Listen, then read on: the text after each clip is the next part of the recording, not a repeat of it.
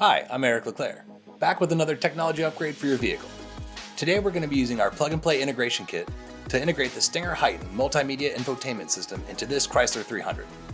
When we're done the installation, the HEIGH10's 10-inch touchscreen HD display is going to sit right between the factory air vents on the dash. We'll replace the hub in the center console with our media hub that has aux input, HDMI, and dual USB for connectivity like Android Auto, CarPlay, and lots of other great features. This kit is all plug-and-play, so we're not cutting any of the factory wiring. It does require a bit of routing through the vehicle, so we rate this install a 3 out of 4 pry tools on our install difficulty scale.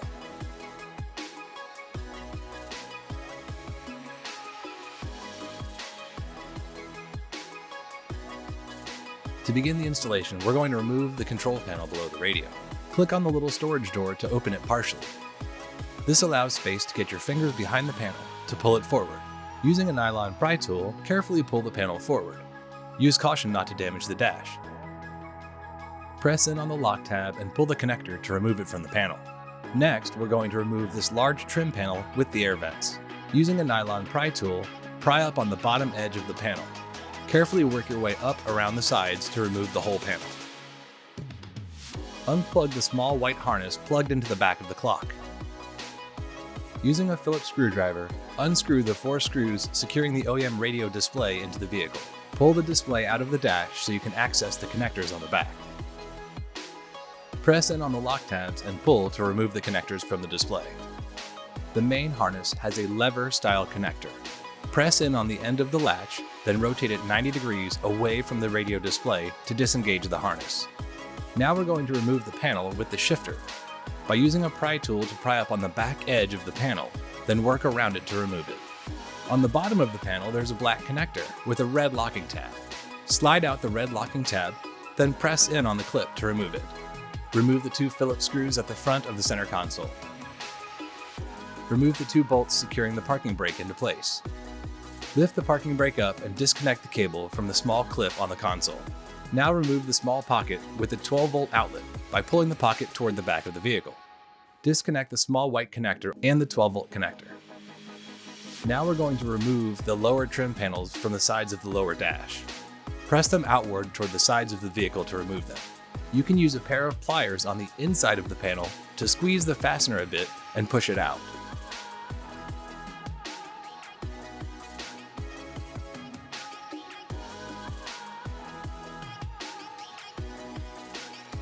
Disconnect the USB connector from the passenger side of the console.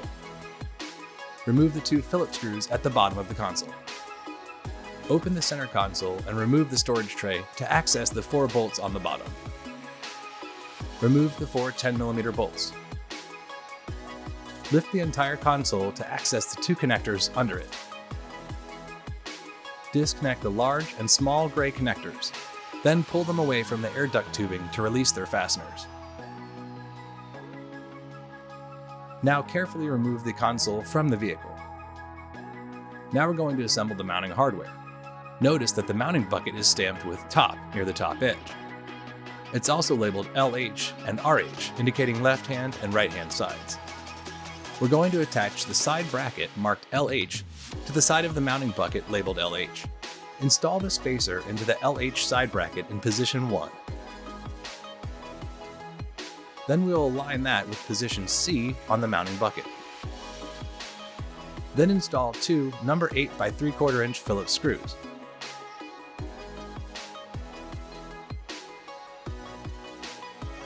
Repeat this process on the side of the bracket labeled RH. Now we will connect the harness to the radio replacement interface. The connectors are keyed, so they'll only fit into one location. Plug in the main 20-pin connector into the module. Plug in the radio connector, the power connector, and the audio connectors into the module. Plug the audio connector into the appropriate port. Non-amplified if your system is not factory amplified, or the factory amplified port if your vehicle is amplified from the factory like our vehicle is. Plug either end of the 10-pin to 10-pin harness into the port labeled expansion port. Plug the other end of the 10-pin harness into either one of the large ports on the pack link. Pass the included zip ties through the mounting tabs on the mounting bucket. Then loop them back through. Repeat this process with all 5 zip ties.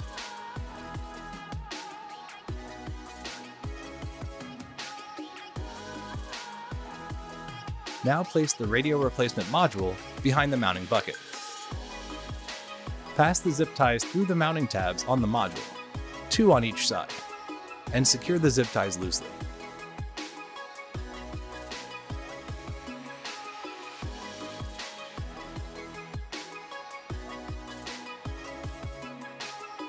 Once all 4 zip ties are installed, 2 on each side of the module, then zip out the rest of the slack, securing the module into place. The 5th zip tie is used to secure the wire harness into place.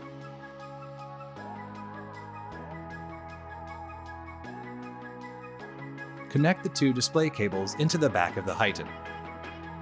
Pass the free ends of the 2 cables through the rectangular opening in the mounting bucket. Align the screw holes with the holes in the assembly.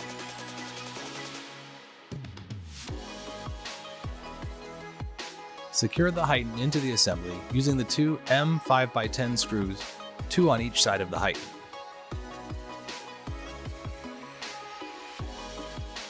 On the underside of the console, you will see several connectors. Press in on their locking tabs and pull them to disconnect them from the media hub. Using a flathead screwdriver, press in on the latch tabs on the sides of the media hub. There are 2 tabs on each side. Press on the back of the hub while pressing in on the latching tabs to remove the hub from the center console. You may need to tilt the hub to remove it. Now we will install the cables into the media hub. Be sure to remove the protective caps from the cables before installing them into the hub, as they will be difficult to remove once assembled. The cables are keyed so they only fit into their correct locations. Pass the cables through the grooves in the back panel.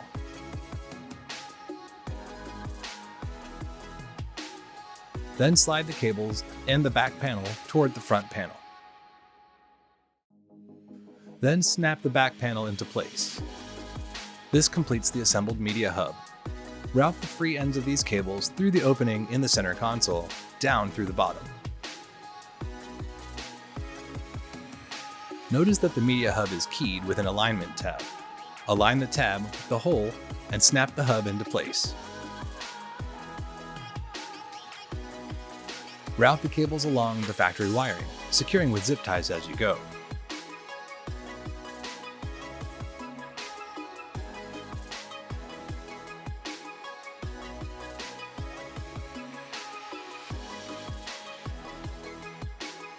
Now this is ready to return to the vehicle. Now let's assemble the display. Place the HEIGH10 display into the display bucket. Flip the whole assembly over. It's a good idea to have a towel or a soft surface down to not damage the HEIGH10 display. Then install the 4 black Phillips M4x12 screws from the HEIGH10 hardware into the back of the display. Using a pry tool, remove the trim panel on the driver's side of the dash. Then remove the 2 Phillips screws securing the lower dash panel. Pull the panel toward the back of the vehicle to disconnect the retaining clips. This gives us access to the CAN bus connection on the driver's side of the vehicle. The CAN bus connection harness has a set of green connectors and a set of white connectors. These should be routed through the opening in the dash where the HEIGH10 will be installed, to their respective locations. Route the green CAN bus connectors to the driver's side and connect them into any open port in the white row of CAN bus connectors. If there are no open connectors, which is rare, simply remove one of the OEM connectors, then insert our male connector in its place. Then reconnect the OEM connector by plugging it into the female connector on our CAN bus connection harness. Disconnect the chime speaker from the bracket. Attach the double-sided tape to the mounting bracket. Using a screw or a screwdriver, make a hole in the tape for the screw to pass through. Remove the adhesive on the other side of the tape and attach the bracket to this factory bracket, passing the bolt through the hole. Attach the nut on the back of the bolt and tighten to secure the speaker bracket into place. The double-sided tape and fastening one bolt securely should be sufficient enough to hold the chime speaker into position. However, if you want to be even more secure, at this point you can drill a second hole and install the second mounting bolt. Reinstall the speaker and then install the 2 thumb screws, one on each side, and tighten them to secure the speaker. Reinstall the lower dash panel and reinstall the 2 Phillips screws. For the CAN bus connection on the passenger side of the vehicle, we're going to use a pry tool to remove the trim panel below the glove box. There are several tree fasteners that hold this panel into place. Then route the white CAN bus connector through the dash down to the opening below the glove box. Up behind the glove box is where you will find the green row of CAN bus connectors. Plug our white CAN bus connector into any open port. Again, if there are no unused ports, simply remove an OEM connector, plug in our connector, then plug the OEM connector into our T-harness. Then reinstall the lower trim panel and reconnect the fasteners to secure it into position. Place the GPS antenna inside the dash and attach it to this large metal bracket. Following MECP best practices, we're going to take the excess GPS cable and make a loop. Then we're going to twist the loop into a figure 8 and fold it back onto itself. Then using some zip ties, we'll secure this loop. This will help cancel out any electromagnetic field that the coil cable would create. If you choose to install the optional extended microphone, attach it to the top of the A pillar. Then run the microphone cable down along the weather stripping down the A pillar. Now using a dash snake or long zip tie, attach the cable and fish it through the dash to the radio opening.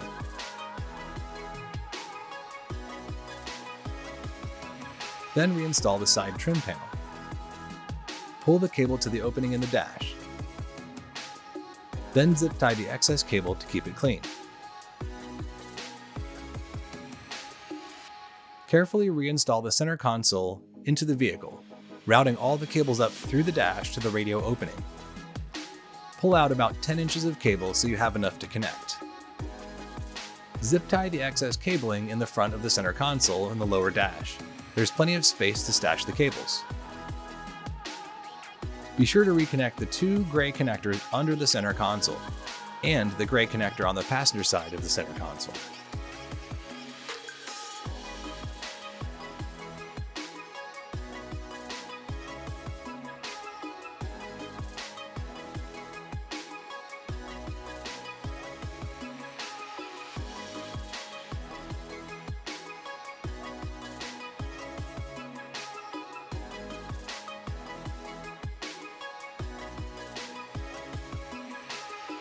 Connect the FM antenna adapter into the white FACRA connector. If you're retaining satellite radio, plug the satellite radio harness labeled SAT-01 into the blue FACRA connector. The other end of this adapter connects into your SXV300 Sirius XM tuner. Plug the two USB cables into the back of the HEIGH10.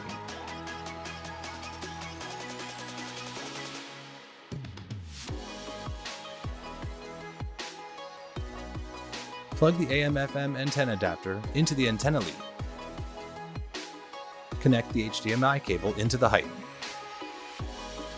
Locate the pink wire labeled SpeedSense on the 10-pin multi-camera input harness and connect this to the pink wire labeled SpeedSense on the main harness.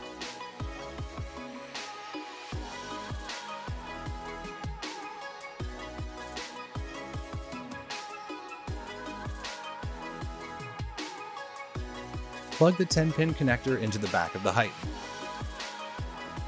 Plug the small white plug with the 3.5mm connector labeled mic into the HEIGH10.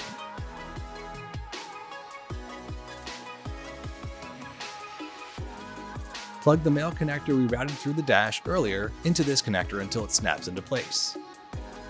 Plug the 24-pin AV harness into the HEIGH10.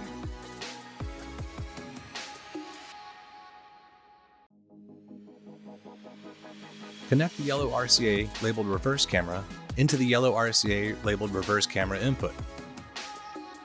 Ensure that the green parking brake wires are connected together by connecting their bullet connectors. Plug in the small 6-pin steering wheel control harness into the HEIGH10.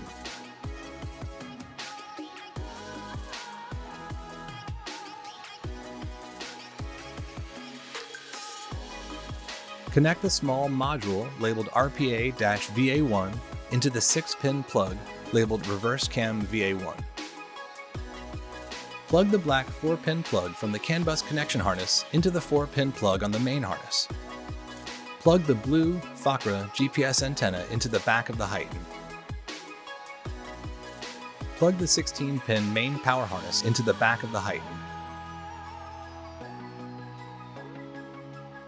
Connect the red, white, and yellow RCA connectors from the media hub into the RCAs labeled aux-in. To connect the main vehicle harness into our main harness, ensure that the latching tab is straight up. Plug the harnesses together and rotate the latching tab down 90 degrees until it locks into place. From the 10-pin multi-camera harness, locate the 3-pin connector. Connect this into the small port on the pack link. Carefully tuck all the wiring and cables inside the dash so that you can install the assembly into the original mounting location. Reinstall the 4 Phillips screws to secure the assembly into the dash. Reconnect the harness for the clock and snap the dash bezel into place. Leave just a few inches of these 2 cables out to connect the HEIGH10 display. Reconnect the harnesses on the back of this panel and snap it into the dash. Plug the 2 harnesses into the back of the HEIGH10 display. Align the 4 mounting tabs on the back of the display bucket with the holes in the mounting bucket. Then slide the display to the left. Once in position, install the locking screw on the top side of the display to secure it in place. Well, that completes our installation. We've now upgraded to a massive 10-inch HD touchscreen display, which is awesome for viewing the factory reverse camera. The center console has the auxiliary audio in, now it has an HDMI input and dual USB ports. The HEIGH10 also integrates with the factory steering wheel controls and integrates with the factory amplified system in this vehicle perfectly. To check out all these vehicle features in action, watch our feature video. We hope you've enjoyed this install video and found it useful. Thanks for watching.